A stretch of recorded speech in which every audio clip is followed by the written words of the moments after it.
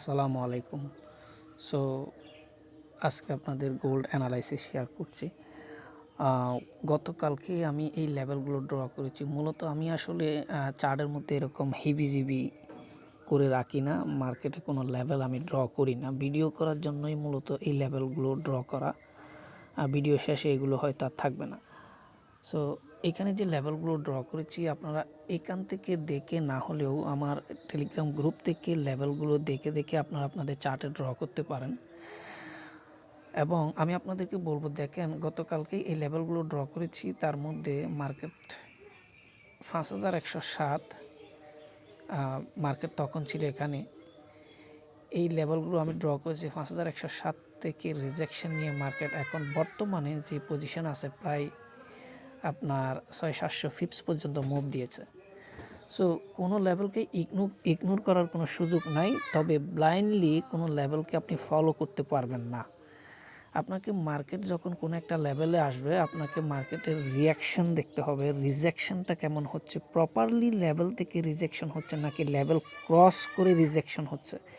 দেখা যাচ্ছে এই রিজেকশনটা দেখেন, বরাবর লেভেল থেকে রিজেকশন হওয়ায় মার্কেটটা ভালো একটা মুভ দিয়েছে। আবার এমন সময় এরকমও হয় যে মার্কেট লেভেলের নিচে এসে রিজেকশন দিলে সেক্ষেত্রে মার্কেট কয়েকবার আবার মার্কেট নিচে এসে রিজেকশন নেয়, সেক্ষেত্রে অ্যাসেল হান্টিং হওয়ার সম্ভাবনা থাকে। সো আমি বলবো, মার্কেট যখনই কোনো সাপোর্ট লেভেল কিংবা রেসিস্ট্যান্ট লেভেলের কাছে আসলে প্রপার লেভেল থেকে রিজেকশন দেখবেন, রিজেকশনটা উইক নাকি স্ট্রং সেটা দেখবেন।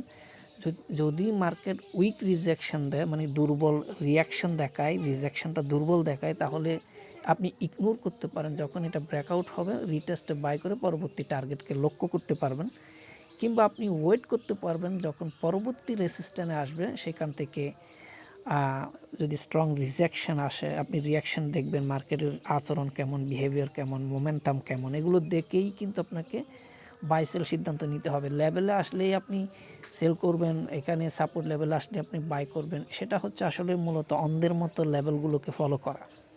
আপনাকে মার্কেটে লেভেলে আসলে রিয়াকশনটা দেখতে হবে, মোমেন্টাম দেখতে হবে, তাহলেই আপনার বাই কিংবা সেল আপনার ফেভারে আসতে পারে, আদারওয়াইজ আপনার এগেনস্টে চলে যেতে পারে। সো আমি এখানে আর তেমন বলার কিছু নেই। আমি এখানে প্রত্যেকটা লেভেল ড্র করেছি। আপনারা জানেন লেভেল এর কাছে গেলেই রিজেকশন আসলে সেল করতে হয়, কিংবা এটা ব্রেকআউট করলে রিটেস্টে বাই করতে হয়, সেগুলো আমি আর বললাম না। আমি শুধু লেভেলগুলো ড্র করে দিলাম।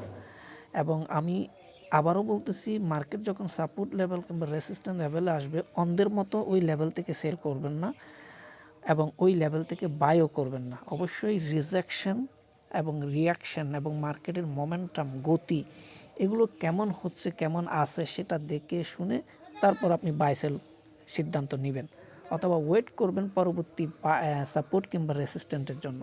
এই লেভেলগুলো আমি আমার গ্রুপে দিয়ে দিয়েছি, আপনারা এই লেভেলগুলো আমার গ্রুপ থেকেও নিয়ে নিতে পারেন। সকলে ভালো থাকবেন। আসসালামু আলাইকুম রহমতুল্লাহি ওয়া বারাকাতুহু।